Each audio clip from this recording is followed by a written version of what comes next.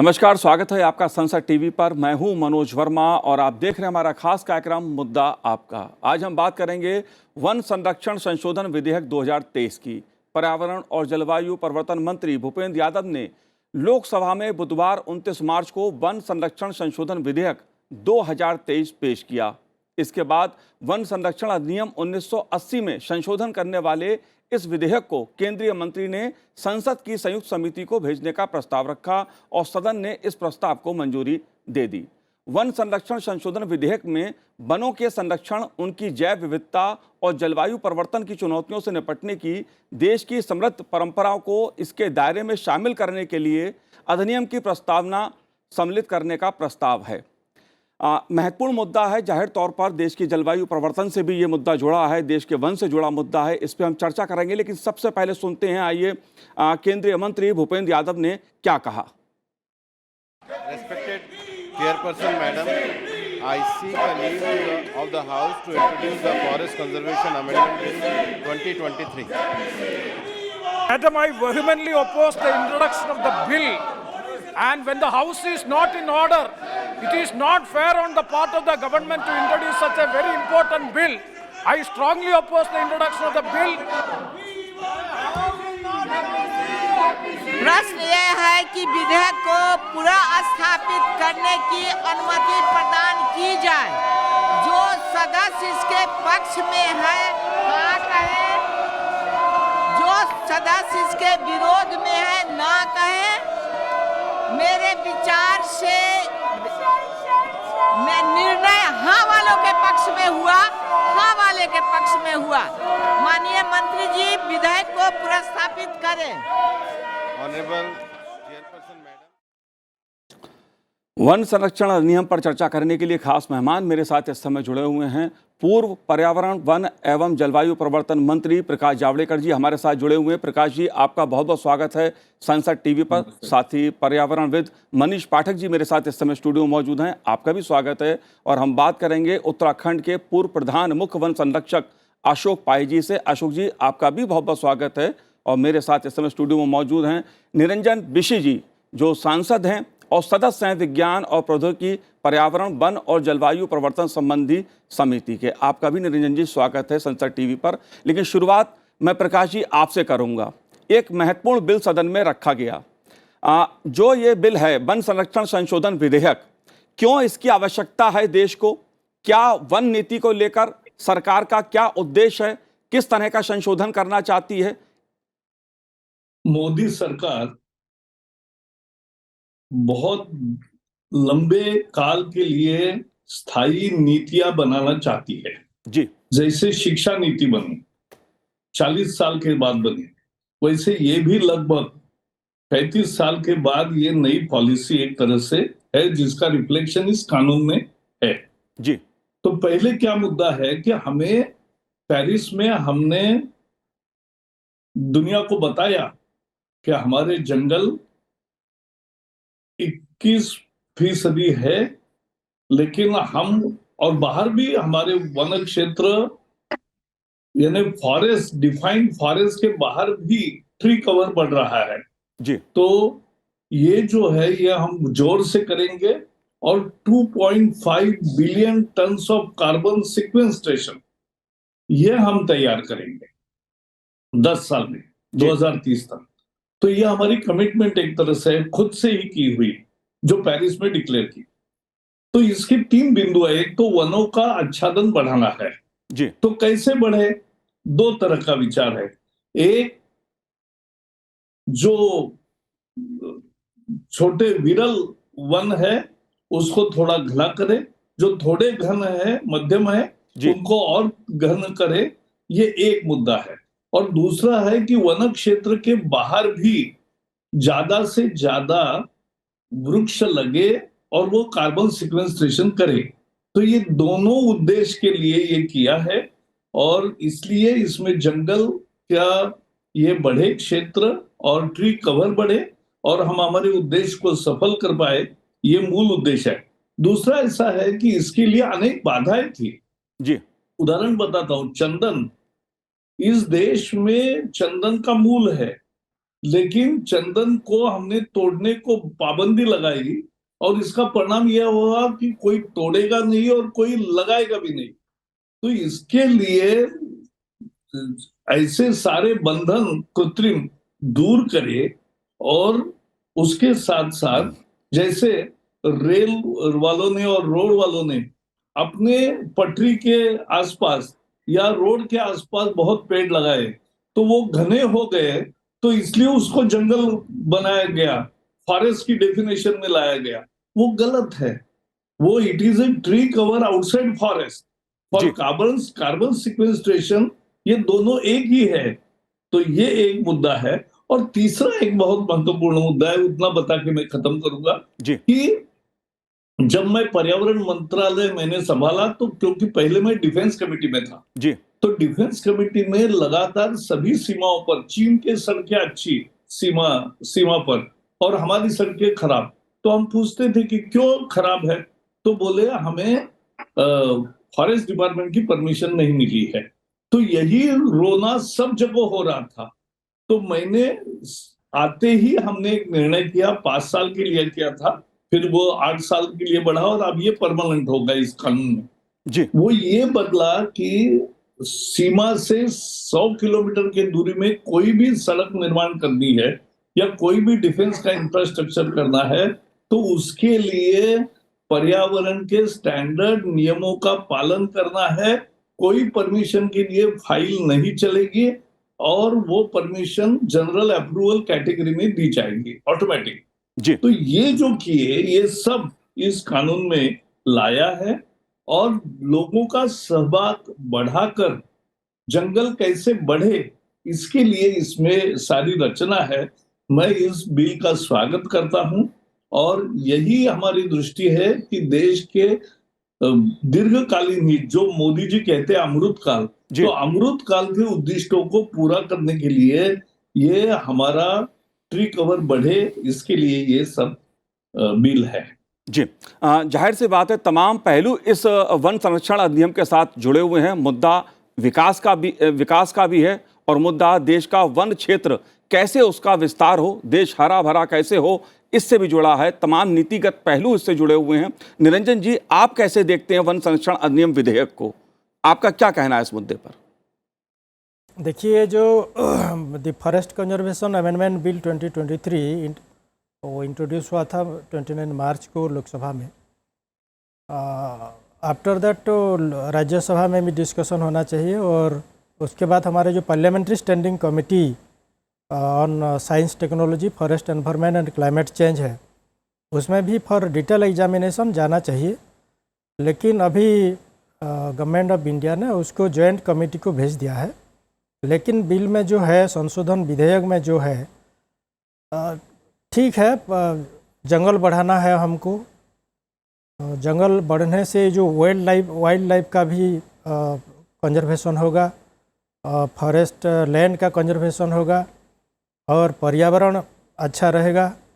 जंगल बढ़ना चाहिए, जंगल बढ़ेगा तो और इसमें एक बिल में है कि इको टूरिज्म होना चाहिए।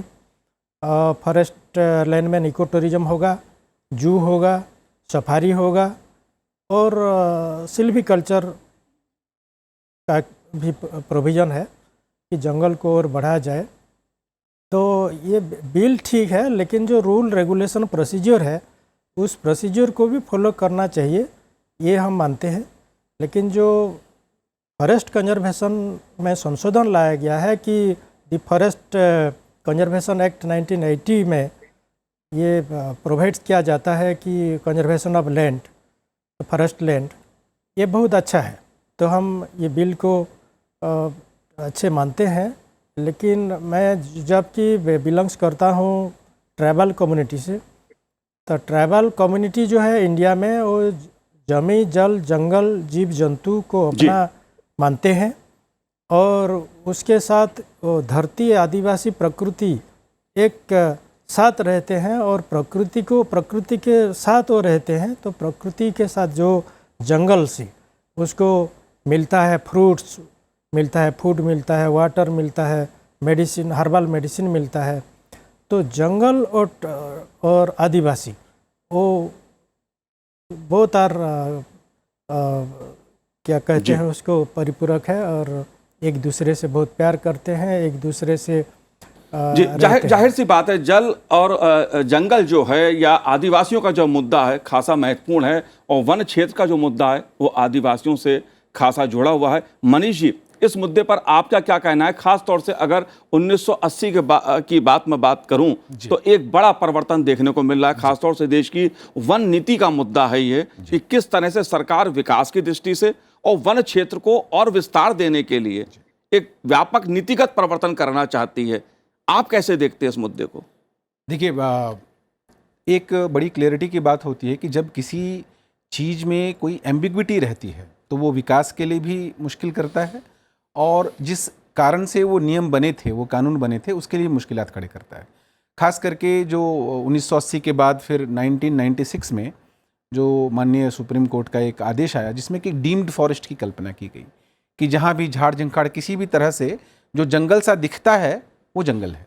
ऐसे इसके कारण क्या हुआ कि आप सोचिए कि ऐसी स्थिति आना कि आप सिर्फ पौधे लगाना चाहते हैं, इसके लिए भी आपको ज़मीन उपलब्ध ना हो जंगल की, क्योंकि वहाँ झाड़ झंखाड़ पैदा हो गए। तो एक डेफिनेशन इसमें अगर करी गई है, इस जो अभी बिल लाया गया है, तो सबसे अच्छी बात है कि जंगल कौन से हैं और कौन से नहीं हैं, ये डेफिनेशन एक अच्छी आ रही है, जिसके कारण कि अब एक क्लैरिटी आ जाएगी। चाहे हमें ज़्यादा पौधे लगाने हों, कार्बन सिक्वेस्ट्रेशन की बात हो रही है, इको टूरिज्म की बात हो रही है, जिसमें एक हमारी क्लैरिटी आ जाएगी। दूसरा, निजी क्षेत्र को, निजी वन जो अब उत्तराखंड में 4% निजी वन है, अब निजी वन को भी उसकी श्रेणी में ला दिया गया था। तो वहाँ पर आपको निजी जंगल लगाने की जो एक प्रवृत्ति समाज में पहले से थी कि हम करते थे, वो भी कम हो रही थी। तो अब एक क्लैरिटी आ जाएगी कि आप जो निजी स्तर पर काम करते हैं उसमें आपको स्वतंत्रता होगी करने की। और तीसरा पहलू है विकास की। अब G20 में वसुधैव कुटुंबकम की बात आई, लेकिन यहीं पर लोगों का विरोध आएगा थोड़ा बहुत कि हम विकास किस लिए कर रहे हैं। जो वसुधैव कुटुंबकम ने कहा, अगर हम ये मानते हैं कि पश्चिम का जितना कार्बन उत्सर्जन है उतने तक हम जाएंगे, फिर चिंता करेंगे, तब तो दिक्कत आएगी। लेकिन अभी गाइडलाइंस आनी बाकी हैं इसकी। अगर हम ये बात कर रहे हैं कि हमने वसुधैव कुटुंबकम में अभी से ही सुमंगलम की परिभाषा चुनी है, सस्टेनेबल डेवलपमेंट में सस्टेनेबिलिटी की डेफिनेशन अच्छी से करी है, तो मुझे लगता है कि ये लॉन्ग पेंडिंग एक हमारा अमेंडमेंट था जो अभी प्रपोज हुआ है। गाइडलाइंस और आएंगी, उसमें और हमारे पास क्लैरिटी आ जाएगी कि किस तरह की चीज़ें और इसमें डाली गई हैं। जी, अशोक जी, मैं आपसे जानना चाहता हूं, खासतौर से उत्तराखंड सहित जो पर्वतीय क्षेत्र हैं उसमें वन क्षेत्र को लेकर तमाम नीतिगत पहलू सामने आते हैं, सवाल भी उठते हैं, और विकास की दृष्टि से भी उसको अहम माना जाता है कि वन क्षेत्र का कैसे निर्धारण किया जाए। और जो विधेयक पेश किया गया उसके अनुसार ये कानून के दायरे को और व्यापक बनाना चाहता है, इससे क्या तात्पर्य है?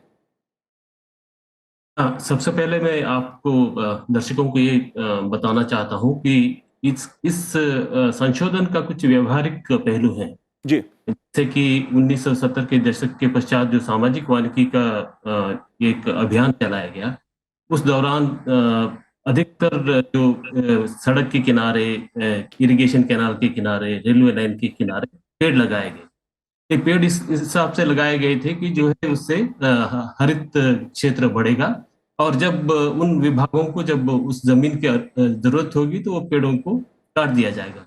लेकिन कालांतर में थोड़ा जो है विरोधाभास ये उत्पन्न हो गया कि उस कहीं कहीं पे उन क्षेत्रों को प्रोटेक्टेड फॉरेस्ट के कैटेगरी में दे दिया गया। इससे जो है, जो जब भी वहाँ का विस्तार, जो सड़क को चौड़ीकरण या रेलवे लाइन को बढ़ाने की बात आई या इरिगेशन कैनाल के जो है अधिक करने की बात आई, तब जो है वो पेड़ों को काटने के लिए वन संरक्षण अधिनियम के अंतर्गत उनको परमिशन लेने की आवश्यकता पड़ती है। इससे एक तरह से उन विभागों पे और एजेंसियों पे एक दुष्परिणाम ये हो गया कि पेड़ लगाने से अनावश्यक जो है हमारा जो कार्यक्रम है, हमारे प्रोजेक्ट्स हैं, ये डिले होते हैं। सबसे पहले ये बात थी। और दूसरी जो है, वनों में भी जो है सिल्वीकल्चर ऑपरेशंस होते हैं या वहाँ पे चौकी बनती है, सुरक्षा कर्मियों के लिए जो है स्टाफ क्वार्टर्स बनते हैं। ये सभी बनाने के लिए भी जो है वन संरक्षण अधिनियम के अंतर्गत आपको परमिशन की आवश्यकता पड़ती है।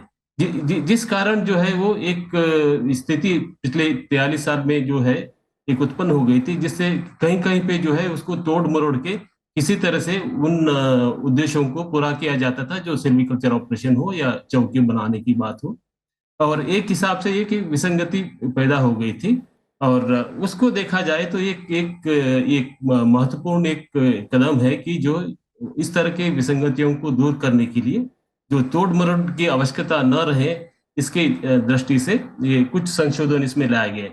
इसके अतिरिक्त जो है, जैसे इको टूरिज्म को है, इको टूरिज्म के अगर आप जो नॉर्मल जो वन क्षेत्रों में अगर आप देखेंगे, टूरिज्म को एक हिसाब से नॉन फॉरेस्ट्री यूज ही माना जाता है जी। लेकिन अब इको टूरिज्म जो है सस्टेनेबल है, और जिससे वनों का नुकसान भी नहीं होता है, और जिससे भागीदारी भी लोगों की होती है।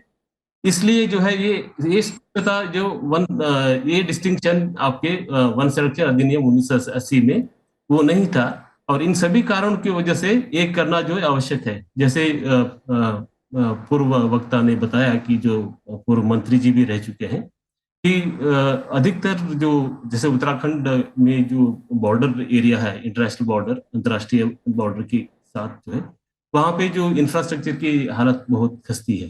अब कुछ सुधार हुई है और सुधार की आवश्यकता है, लेकिन वो बनाने में जैसे अधिकतम कठिनाई होती थी। तो जब तक इसके लिए परमिशन मिलता, फॉरेस्ट क्लियरेंस मिलता, तब तक जो है समय व्यतीत होता, और प्रोजेक्ट कॉस्ट वगैरह जो है बहुत ज्यादा बढ़ जाता है। हाँ, लेकिन ये एक बात भी सही है कि जैसे वहाँ पे उत्तराखंड हिमालय क्षेत्र होने के कारण वहाँ पे जो अपनी कुछ संवेदनशीलता भी है, उसको जो है जब वक्त आएगा के बारे में बताऊंगा। बिल्कुल, वन को लेकर संवेदनशीलता है जी। लेकिन प्रकाश जी, एक बड़ा मुद्दा मैं आपसे ये समझना चाहता हूं, क्योंकि अक्सर ये देखने में आता है कि कोई बड़ी योजना अगर उसका क्रियान्वयन किया जाता है, सरकार बड़ी बड़ी योजना बनाती है, लेकिन वन क्षेत्र का मुद्दा आड़े आ जाता है। कुछ ऐसे नियम बने हुए थे देश में, या कहिए कि पर्यावरण के जो कार्यकर्ता होते हैं उससे जुड़े हुए, वो अक्सर ऐसे सवाल खड़े कर देते हैं, ऐसे मुद्दे उठा देते हैं जिसका असर विकास पे पड़ता है। क्या इसमें संशोधन के बाद वो बाधाएं दूर होंगी, एक संतुलन बनेगा वन क्षेत्र का भी और विकास का भी, और राज्यों की भूमिका को आप कैसे देखते हैं? बिल्कुल, एक संतुलित विकास के तरफ ही हम ये बिल के द्वारा जा रहे हैं। इससे जंगल और वन भी बढ़ेगा, प्रोटेक्टेड फॉरेस्ट में भी बढ़ेगा, और नॉन प्रोटेक्टेड एरियाज में भी बढ़ेगा जी। और बिना हिचकिचाहट लोग पेड़ लगाएंगे, जो अभी डरते थे। और अनेक बंधन थे पेड़ लगाने पर या पेड़ के ढुलाई पर, वो भी नहीं करेंगे। लोग कमर्शियल फार्मिंग भी कर सकते हैं अपने अपने खेतों में, कि पेड़ लगाए, पेड़ उगाए, बड़े हुए, काटे, बेचे, बिके या एक्सपोर्ट किए, और फिर नए लगाए, और कंटिन्यूअसली ये चक्र चलता रहेगा। तो ये भी हो सकता है। और दूसरी एक दिक्कत थी इसमें, दिक्कत ये थी, और इसके लिए हमने उपाय भी किए हैं कि जंगल कैसे बढ़ेगा जंगल क्षेत्र में।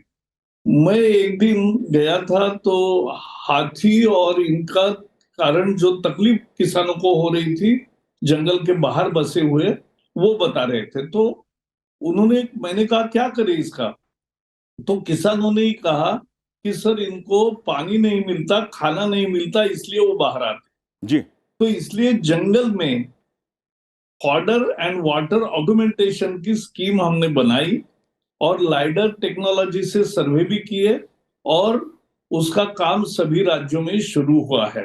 तो इस तरह से पानी और इसकी उपलब्धता बढ़ाना ये बहुत महत्वपूर्ण है, और वो मुझे लगता है कि इससे होगा। और एक दिक्कत तो आती थी कि सड़क निकालनी है, लीनियर प्रोजेक्ट्स। तो लीनियर प्रोजेक्ट्स में सड़क है, ट्रांसमिशन लाइन है, रेल लाइन है, या कुछ भी है, तो उसके लिए इतने साल लगते थे परमिशन के लिए। अब हमने ये कहा है कि एक पेड़ काटोगे तो लगभग 5 पेड़ आपको लगाने हैं, लेकिन ये चलाना पड़ेगा। इसका केवल एक उदाहरण देता हूं कि sustainable development and environment protection माने क्या, तो दिल्ली का मेट्रो, दिल्ली में 300 स्टेशन है जी। हर स्टेशन के लिए 15-20 पेड़ तो काटने पड़े, लेकिन उसका एवज अगर देखेंगे तो एक लाख भर पेड़ अगर काटे तो 4 लाख पेड़ लगे हैं नए, और वो बहुत अच्छे फूले हैं, और 50 लाख लोगों का पर्यावरण पूरक ट्रांसपोर्ट भी हो रहा है। तो विकास भी, पर्यावरण रक्षण भी, ये साधने की इस बिल के द्वारा कोशिश की गई है। जी प्रकाश जी, आपने क्योंकि उन समस्याओं को देखा है, मंत्री रहते हुए उन्हें समझा है। एक बड़ा मुद्दा आता है राज्यों की भूमिका का। केंद्र सरकार ने कोई योजना बनाई, लेकिन जमीन उसे कैसे मिलेगी, भूमि कैसे मिलेगी? वन क्षेत्र से अगर कोई योजना निकलनी है या बननी है और वो क्षेत्र आदिवासियों का है, उसको लेकर भी तमाम तरह के सवाल उठते थे, सियासत होती थी। इस पहलू को आप कैसे देखते हैं? क्या उसका समाधान इस बिल से होगा? निश्चित होगा, क्योंकि वनग्राम करके जो है, जहां आदिवासी बहुल है और आदिवासियों के लिए वनग्राम प्रस्थापित किए हैं, 3000 के आसपास वनग्राम है, और ये वनग्राम में पूरा पार्टिसिपेशन से ही चलता है। वो बांबू का या दूसरा कोई लगाते हैं, वो समय पे काटते हैं, वो बेचते हैं, उसका पैसा आदिवासियों को मिलता है। तो जमीन जंगल की, लेकिन पैसा आदिवासियों का, ये इस तरह के अनेक काम वहां चल रहे हैं। तो वनग्राम एक योजना है।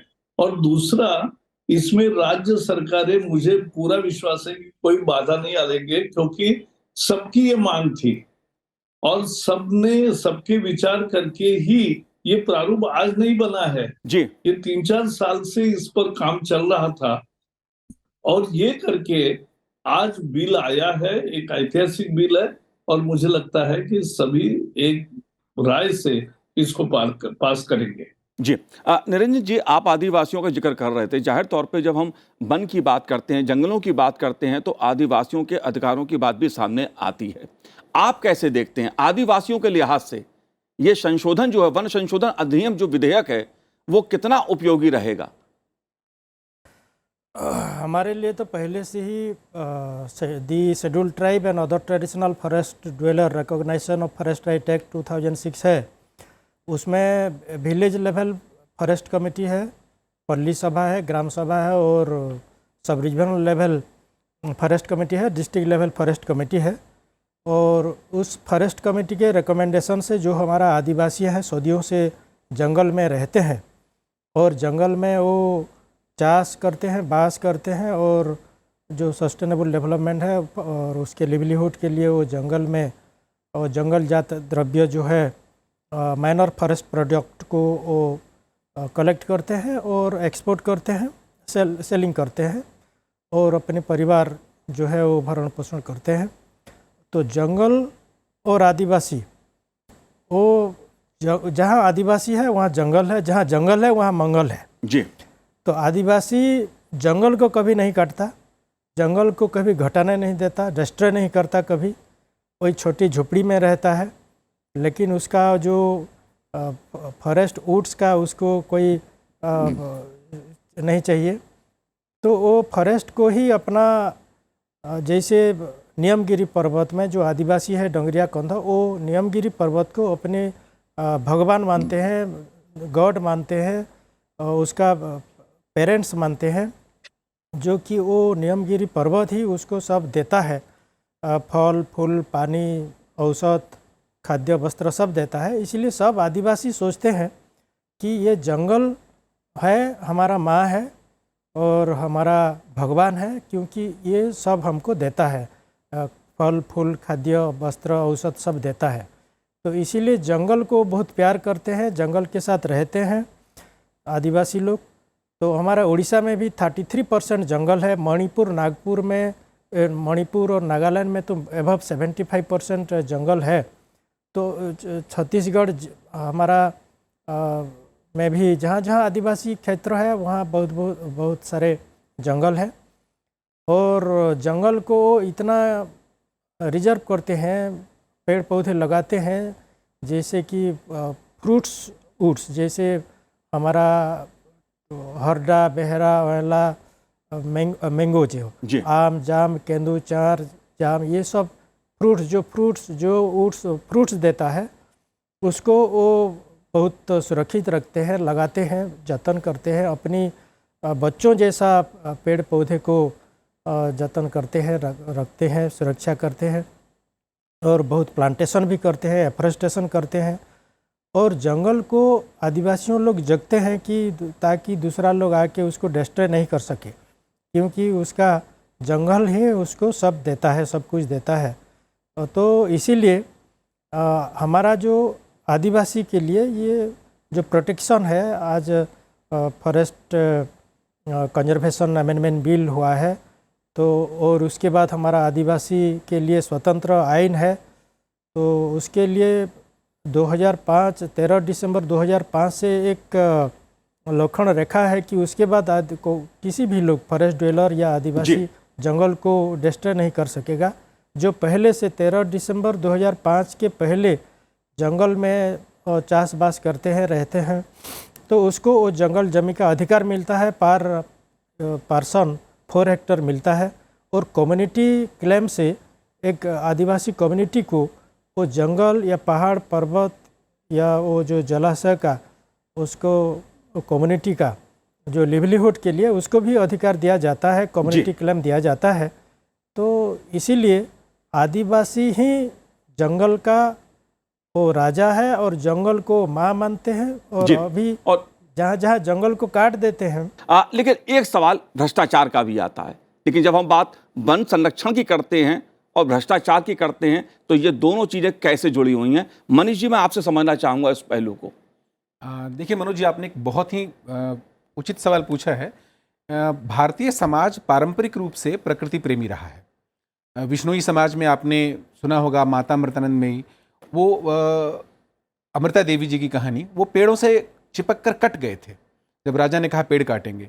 ऐसी अनेकानेक कहानियां हैं। लेकिन सबसे बड़ी दिक्कत क्या होती है, जब आप समाज को प्राकृतिक संसाधनों से काट देते हैं। जो समाज पेड़ों की पूजा करता रहा, नदियों की पूजा करता रहा, प्रकृति के तत्वों की पूजा करता रहा, आप वहाँ पर कानून का दायरा बिठाने लगते हैं, तो फिर वो समाज कटने लगता है। इसी कारण से हमारे गाँव के तालाब खत्म हुए। आपने जिस जंगल को और जिस ग्रीनरी को, जिस हरित कवर को लोग पूरा करते थे, लोग बनाते थे, लगाते थे, क्योंकि उसकी पूजा करने का स्वभाव रहा, वहाँ पर आप जब कानून बिठाने लगते हैं तो समाज का उससे संबंध टूटने लगता है। समाज का संबंध टूटा नहीं कि लालच का संबंध वहाँ पर आ जाता है। फिर शुरू होती है ठेकेदारी। दूसरा एक जो बड़ा महत्वपूर्ण पहलू है, संरक्षण के नाम पर जो भ्रष्टाचार होता है, और मैं गहराई से देख रहा था इस विधेयक में 2 पॉइंट डाले गए हैं। एक तो संरक्षण के साथ संवर्धन जोड़ा गया है, जो कि मूल स्वभाव है भारतीय समाज का कि संवर्धन होता रहना चाहिए हमारे साथ। संरक्षण के नाम पर एक व्यक्ति जो गांव के पड़ोस में रहता है वृक्ष के, वहां से टूटी टहनियां नहीं ला सकता था, तो उसका रिश्ता उससे टूटता चला गया। नतीजा क्या हुआ, वन के चोर वहां पर बैठने लगे। जो ग्रामीणों की एक सामूहिक सुरक्षा होती थी, उसके लिए हमें पुलिस पिकेट बिठानी पड़ी।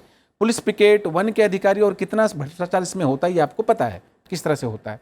इस कानून के अंतर्गत जो संवर्धन का एक जोड़ा गया, दूसरा एक जो लोगों के अंदर में एक फ्रीडम दी गई है कि आप हरित प्रयोग करें उसमें और उसके बाद ले जाएं, वो एक बहुत ही मेरे ख्याल से महत्वपूर्ण इसका एक हिस्सा रहेगा। जी, वनों का सुरक्षा से संबंधित भी मामला है, खासतौर से अगर सीमावर्ती क्षेत्रों की मैं बात करूं, उस पहलू को आप कैसे देखते हैं? देखिए, एक बहुत ही बढ़िया काम किया गया इसमें कि, लेकिन उसके साथ भी कैविएट डाले गए। 100 किलोमीटर की जो ज़मीन है वहाँ से सीमा रेखा से, वहाँ पर आर्मी के लिए तो करा गया कि आर्म्ड जो सुरक्षा के लिए हैं उसमें आपको आवश्यकता नहीं है। लेकिन जो वनों के अंदर में आपको बनाने पड़ते हैं, चाहे वो किसी सुरक्षा की दृष्टि से हों या सामरिक दृष्टि से या किसी पब्लिक दृष्टि से भी, उसमें एक लिमिट डाली गई है कि 10 हेक्टेयर तक की। इसी प्रकार जो बहुत अच्छा एक काम इसमें दिख रहा है अभी, रेलवे लाइन और हाईवे के किनारे की जो ज़मीन है जिस पर कि ये कह रहे हैं कि आपको पहले से लेने की आवश्यकता नहीं है, वो 0.1 हेक्टेयर है। ये बहुत इंपॉर्टेंट हुआ, नहीं तो इसकी आड़ में कई सारे दुष्प्रयोग हो सकते थे। तो इसको बनाने में काफ़ी मुझे लगता है कि मंत्रालय ने सोच समझ करी है, लेकिन इसकी गाइडलाइन देखना पड़ेगा, इसकी इम्प्लीमेंटेशन की एजेंसी को एक फिर से वही कि आपका बनाया कुछ, लेकिन इरादे कैसे हों। जो जावड़ेकर जी ने कहा कि बहुत दूरगामी नीतियाँ बन रही हैं, समाज की बातों की परख करके बन रही हैं, और प्रयास किया जा रहा है कि जहाँ जहाँ से लीकेज हो सकती है उसको कवर किया जाए, साथ साथ विकास की भी धारा हमारी बढ़ती रहे। जी बिल्कुल, सीमावर्ती क्षेत्रों में जो वनों को लेकर नीति का एक मुद्दा रहा है उसको भी मैं प्रकाश जी समझने की कोशिश करूंगा। दूसरे पहलू भी हैं, लेकिन अशोक जी मैं आपसे ये बात समझना चाहता हूं कि वनों के संरक्षण और उनकी जैव विविधता की जब हम बात करते हैं, साथ ही बात आती है जलवायु परिवर्तन की। आपने मुद्दा उठाया था, संवेदनशील मुद्दा है। जाहिर तौर पर जब नीतियाँ बनती हैं तो वनों के कटान का मुद्दा भी एक खड़ा होता है क्योंकि नीतियां बनी, कानून बने, लेकिन हमने पूर्व में देखा कि किस तरह वनों का कटान हुआ, वनों को काटा गया, पेड़ों को काटा गया। ये भी एक बड़ा खतरा है। इन पहलुओं को आप कैसे देखते हैं और क्या कहना है आपका? इसका जो असली चैलेंज इस जो संशोधन का यही रहेगा कि इस तरह के जो आप संशोधन करते हुए उन जो चुनौतियों को किस तरह से आप अपने गाइडलाइंस में रेखांकित करेंगे और किस तरह से इसको जमीन पे कार्यान्वित होगा। उदाहरण के तौर पर जब अभी भी जैसे वन संरक्षण अधिनियम के अंतर्गत जब वन भूमि हस्तांतरण होता है उस वक्त जो है शर्तें लगाई जाती हैं, लेकिन इन शर्तों को किस हद तक जो है सही प्रकार से उनको कार्यान्वित किया गया है और इसका मॉनिटरिंग कैसे किया गया है, ये जो है अभी भी एक चुनौती बनी हुई है। और जब ये नए इसमें संशोधन जब आ जाएंगे उसमें किस प्रकार से इन चीजों को आप चुनौतियों को कार्यान्वयन करने में मदद करेंगे, ये एक महत्वपूर्ण बिंदु इसमें रहेगा। जैसे कि पूर्व में भी मैंने इसके ओर इंगित किया था। इसी प्रकार फर्क उदाहरण के तौर पर जैसे कुछ जैसे आपने सहूलियत दी है जैसे इको टूरिज्म, और इको टूरिज्म के नाम पे अगर आप वनों के अंदर जो है अनियंत्रित अगर निर्माण करने लग जाएंगे तो वो जो है एक विरोधाभास स्थिति हो जाएगी और जिसके उद्देश्य से इस संशोधन किया जा रहा है उसका ये खत्म हो जाएगा। इसी प्रकार से जो ब्रिजेस और कलवर्ट बनाने की भी एक दी गई, लेकिन आमतौर पर देखा जाता है जब भी इस तरह के जो प्राविधान रहते हैं तो राज्य स्तर पर जो है उन सड़कों को जो है जो वन सड़क वन प्रबंधन की दृष्टि से जो सड़कें रहती है जिसको फॉरेस्ट रोड्स कहा जाता है, उन पे जो है वो पब्लिक ट्रांसपोर्ट और ये सभी चलाने की कोशिश भी की जाती है। ये सभी चीजों को ध्यान में रखना है और एक गाइडलाइंस में किस प्रकार से इन चीजों को आप लाएंगे और कार्यान्वयन में इस तरह का इसका दुरुपयोग न हो, ये एक महत्वपूर्ण चुनौती रहेगी, ये मैं मानता हूँ। जी प्रकाश जी, मैं आपसे ये जानना चाहता हूं कि ये विधेयक जो है वो अंतर्राष्ट्रीय सीमाओं या नियंत्रण रेखा से लगे 100 किलोमीटर के भीतर सहित कुछ वन भूमि को छूट प्रदान करता है। इस छूट से क्या तात्पर्य है और वो कौन सी योजना है, सामरिक परियोजनाएं हैं जिनके लिए इसमें लचीलापन लाने की कोशिश की गई है? सुरक्षा संबंधी परियोजनाओं को तेजी से पूरा करने में यह कैसे मदद कर सकता है? मैं फिर वही बताऊंगा जी। 2014 के पहले मैं डिफेंस कमेटी में था, तो जहां भी सीमा पर गए, सागरीय सीमा पर हो या चाइना बॉर्डर पर हो, पाकिस्तान बॉर्डर पर हो, तो वहां सभी जगह अपने इंफ्रास्ट्रक्चर की बहुत कमी थी और इंफ्रास्ट्रक्चर को परमिशन एक ही कारण था कि फॉरेस्ट की परमिशन नहीं है। तो मैंने जब सत्ता संभाली तो मैंने पहला काम जो किया, बड़ा पॉलिसी डिसीजन, वो यही किया, यानी 30 मई को हमने शुरू किया काम और 5 जुलाई को सर्कुलर भी निकला उसका कि 100 किलोमीटर के दायरे में जी डिफेंस के जरूरत के लिए जो रोड बनने हैं, जो इंफ्रास्ट्रक्चर बनना है, जो स्ट्रेटेजिक इंफ्रास्ट्रक्चर है, उसके लिए उनको फॉरेस्ट की परमिशन अलग हर बार नहीं लेनी पड़ेगी, जनरल अप्रूवल दिया जाएगा और स्टैंडर्ड कंडीशंस होंगे। तो ये पहला बड़ा निर्णय है, ये ऐतिहासिक है। इसके कारण अंडमान में मिसाइल रेंज से लेकर एयरपोर्ट की स्ट्रिप बढ़ाने से लेकर हर काम रुक गया था, वो सब होने लगा और सभी जगह, यानी कारवार में ऑपरेशन सी बर्ड नेवी का एक बड़ा कार्यक्रम था, लेकिन वो भी नहीं हो रहा था। तो ऐसे बहुत सारे अटके हुए सारे प्रोजेक्ट्स इससे क्लियर हो गए, ये बड़ा है। लेकिन अभी जो मेरे पूर्व वक्ता हमारे उत्तर प्रदेश उत्तराखंड के जो फॉरेस्ट के अधिकारी थे, पूर्व अधिकारी, उन्होंने जो कहा वो एक इम्पोर्टेंट है कि पेड़ लगाने की हम कंडीशन डालते हैं, लेकिन पेड़ लगे या नहीं, जिसने काटे उसने लगाया कि नहीं। तो इसका अभी हमने एक नया काम किया है कि वहां अभी जियो कोऑर्डिनेट्स होते हैं, तो कहाँ लगाया आपने, उसके जियो कोऑर्डिनेट्स लिए हैं, और हर साल ड्रोन से भी उसका शूटिंग करेंगे। और दूसरा ये उनको उसका एक्चुअली लाइव पिक्चर भी देना पड़ेगा हर साल, तो कितना बढ़ रहा है ये भी देखा जाएगा। तो ये अकाउंटेबिलिटी है, और ये अकाउंटेबिलिटी होगी तब, जैसे मुझे हमेशा क्वेश्चंस आते थे कि भाई इस प्रोजेक्ट के लिए कितने पेड़ काटे, इस साल में कितने पेड़ काटे, तो मैंने उत्तर में परिवर्तन किया कि इतने पेड़ काटे, इतना ही उत्तर पहले होता था। मैंने कहा नहीं, इतने पेड़ काटे, लेकिन उसके एवज में अगर 1 लाख पेड़ काटे हैं तो 4 लाख पेड़ लगाए हैं, और वो जीवित है और वो बढ़ रहे हैं, ये भी लिखना चाहिए। तो ये हमने शुरू किया। तो यही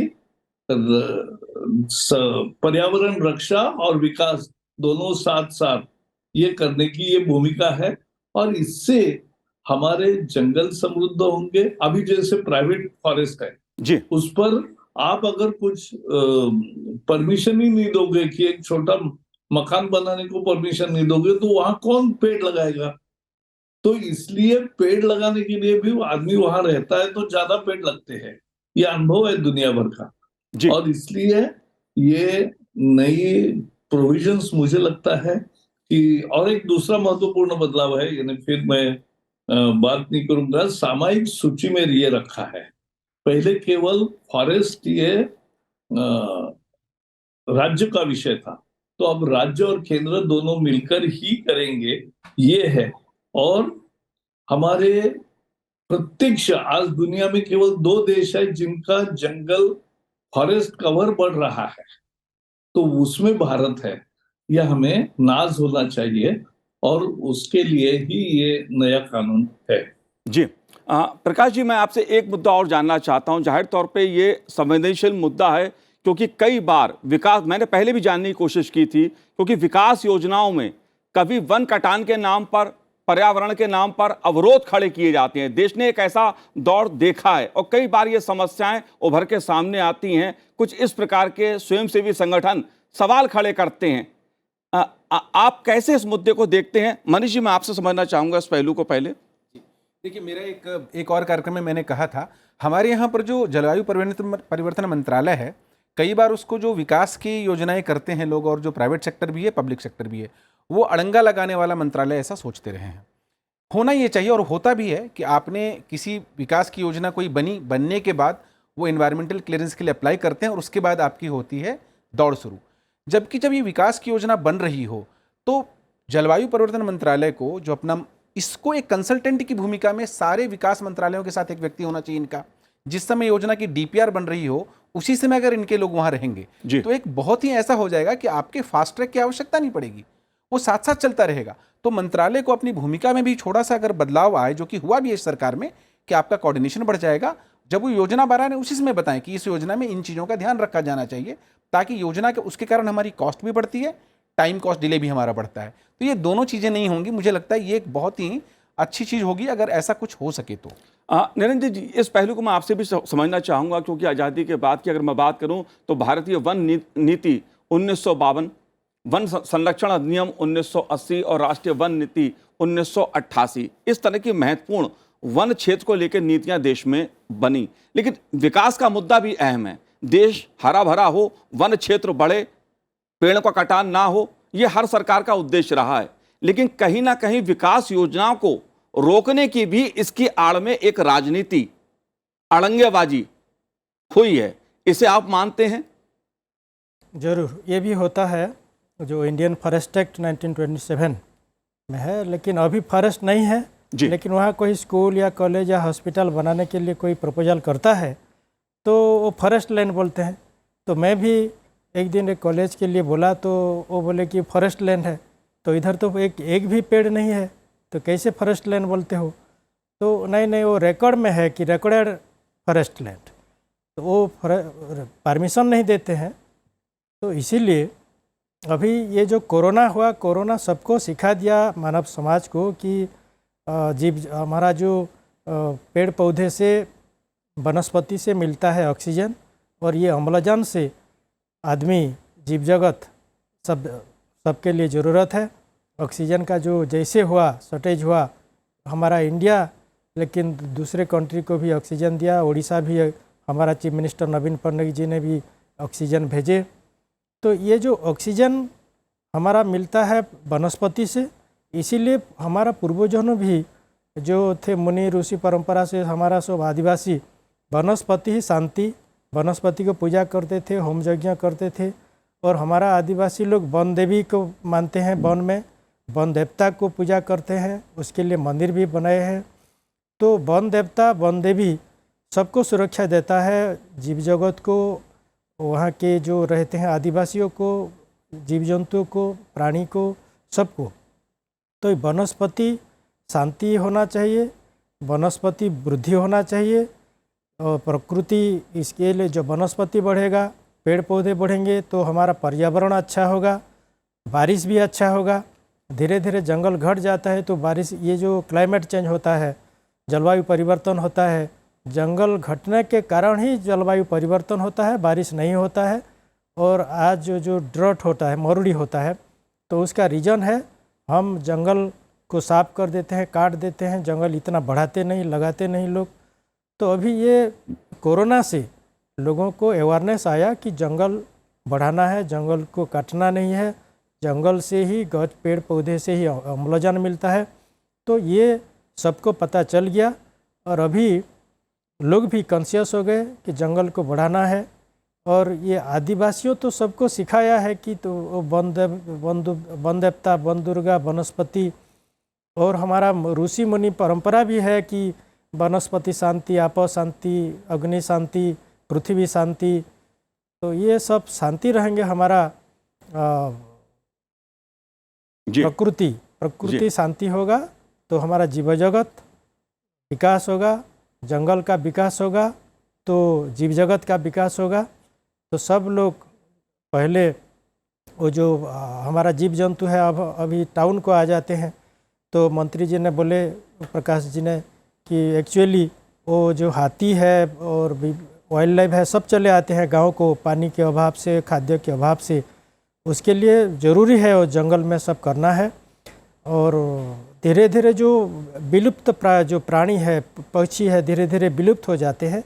उसका सुरक्षा तब होगा जब जंगल बढ़ेगा। पहले बहुत सारे जंगल थे तो बहुत सारे प्राणी, विभिन्न प्रकार के वाइल्ड लाइफ थे, बर्ड्स थे। अभी धीरे धीरे वो सब विलुप्त हो जाते हैं। तो उसको और सुरक्षा करना चाहिए, संरक्षण करना चाहिए जी, और प्रोटेक्शन करना चाहिए जी। बिल्कुल अशोक जी, एक बड़ा मुद्दा आता है निजी भूमि का, जिसको लेकर भी तमाम तरह के नीतिगत मुद्दे खड़े होते हैं, क्योंकि यह माना जाता है कि निजी भूमि पर वनों की जो पहचान है वो काफ़ी हद तक व्यक्तिपरक और मनमानी प्रक्रिया पर निर्भर है एक तरह से, और इसके परिणाम स्वरूप निजी व्यक्तियों और संगठनों की ओर से काफ़ी अधिक आक्रोश या प्रतिरोध का सामना करना पड़ता है। इस मुद्दे को आप कैसे देखते हैं, क्या कहना है आपका? क्या इससे उसका समाधान होगा? ये बात तो सही है कि जो अगर व्यक्तिगत जमीन पे अगर आप पेड़ लगाते हैं और उसे काटने में अगर 25 से व्यवधान होते हैं, कोई भी व्यक्ति अपने प्राइवेट निजी जमीन पे पेड़ नहीं लगा सकता। इससे जो है जिस उद्देश्य से इस तरह के अधिनियम वगैरह बनाए गए थे उसके उद्देश्य पूरी नहीं होता। इसलिए जो प्राइवेट जमीन पे या प्लांटेशंस को जो बनाए जाते हैं उस पे अगर आप छूट देते हैं तो अधिक से अधिक लोग जो है उसको पेड़ लगाने में अपने इंटरेस्ट लेंगे। और ये अनुभव जो है सामाजिक मानकी का उदाहरण जो दे रहा था मैं, उसमें हुआ है। लेकिन उसमें भी जैसे कि ट्री फेलिंग एक्ट में जो है आपका ट्रांजिट परमिट लेना पड़ेगा, आपको फलाना परमिशन प्रॉब्लम, ये सब कारण की वजह से जो है जो लोगों को या किसान को पेड़ लगाने में कठिनाई थी और वो उससे दूर हटते थे जी। जिस प्रकार आप अगर निजी भूमि पे ये सभी रिस्ट्रिक्शंस हटा देंगे, इससे जो आपकी, क्योंकि एक बात तो मानी है कि वन भूमि का जो दायरा बहुत सीमित है। अगर आपको हरित क्षेत्र को बढ़ाना है तो निजी जमीन पे ही हो सकता है। अगर वो करना है तो आपको जो है उस पे जो भी रिस्ट्रिक्शंस है वो हटाना आवश्यक है। और उस दिशा में भी ये एक महत्वपूर्ण बिंदु है। और उससे संबंधित जो भी अन्य कानून है उन सभी वो बाधाएं जो है दूर करने की आवश्यकता है। ताकि जो अधिक से अधिक लोग जो है अपने निजी जमीन पे और निजी प्रॉपर्टी पे पेड़ पौधे लगाने के इंसेंटिवाइज हो जाए और उसके लिए बढ़ावा मिल सके। जी प्रकाश जी, ये जो है हर राज्य में जो भी प्रैक्टिशनर है, जो चाहे किसान हो या अधिकारी हो, उन्होंने इसको अनुभव किया, आभास किया है और इससे जो ये एक सही दिशा पे एक संशोधन है। जी बिल्कुल। प्रकाश जी, क्या इस विधेयक से जो सरकार नीतियों पर विचार कर रही है, सोच रही है, इसकी तैयारी कर रही है, क्या निजी भूमि पर वनों को लेकर जो सवाल खड़े होते हैं, जो मुद्दा खड़ा होता है, उसका रास्ता निकलेगा, उसका समाधान होगा? बिल्कुल होगा, क्योंकि जैसा अभी हमारे मित्र कह रहे थे कि लोग पेड़ क्यों नहीं लगाते, क्योंकि पहले तो उनके मन में डर था कि भाई मैं पेड़ लगाऊंगा, ज्यादा पेड़ बढ़ेंगे तो वो जंगल घोषित होगा। अब इस कानून से ये बता रहे हैं कि ऐसा जंगल घोषित नहीं होगा आपकी जमीन। दूसरा, वो काटने पर पाबंदी थी, ट्रांसपोर्ट पे पाबंदी थी, बहुत सारी यातायात करनी पड़ती थी। अब ये नहीं होगा और उनको आसानी से, मैं अगर 50 एकड़ मेरी भूमि है और उसमें पेड़ लगाऊंगा, पेड़ काटूंगा और कंटिन्यूअसली वो चक्र चलता रहेगा, तो वो व्यापार भी है, लेकिन प्रकृति का तो निर्माण होता ही रहता है। तो ये सस्टेनेबल डेवलपमेंट है। आपने एक सवाल पूछा था कि जो कुछ संस्थाएं ऐसी है कि जो विकास का विरोध के नाम पे कुछ भी नहीं होने देती, ये सच है जी। जैसे हमने अनेक जगह देखा है कि जंगलों का रक्षण करने के निमित्त से ऐसे ऐसे एक भी काम वहां होने नहीं देते, उससे बड़ा, और उनके उन संस्थाओं के वार्षिक रिपोर्ट में ये लिखते हैं वो कि हमने जन आंदोलन करके या कोर्ट में जाकर 3 प्रोजेक्ट्स रोके, ये अपनी अचीवमेंट बताते हैं जी। तो ये देश का ऐसा काम नहीं हो सकता, और इसलिए सस्टेनेबल डेवलपमेंट यही मंत्र है और इसी दिशा में ले जाने वाला ये बिल है। इसका मुझे पूरा विश्वास है कि सभी स्वागत करेंगे और अनेक नए सुझाव भी आते हैं जो नियम में डालते हैं। जी। जो नियम बनेंगे वो बाद में बनते हैं कानून पास होने के बाद, लेकिन वो भी हमने तय किया है कि कानून पास होने के बाद 6 महीने में औसतन उसमें नियम बनने चाहिए, तो वो भी काम होगा और उसकी भी समीक्षा होती है, उसकी एक अलग कमेटी होती है, रूल्स कमेटी। जी बिल्कुल, जाहिर सी बात है। और वन संरक्षण संशोधन विधेयक 2023 का उद्देश्य भी यही है कि वन का संरक्षण भी हो, विकास को भी गति मिले। आप चारों ने इस कार्यक्रम में भाग लिया, संसद टीवी से बात की, बहुत बहुत शुक्रिया, बहुत बहुत धन्यवाद हमसे बात करने के लिए। तो आज इस कार्यक्रम में इतना ही, मुझे दीजिए आज्ञा, नमस्कार।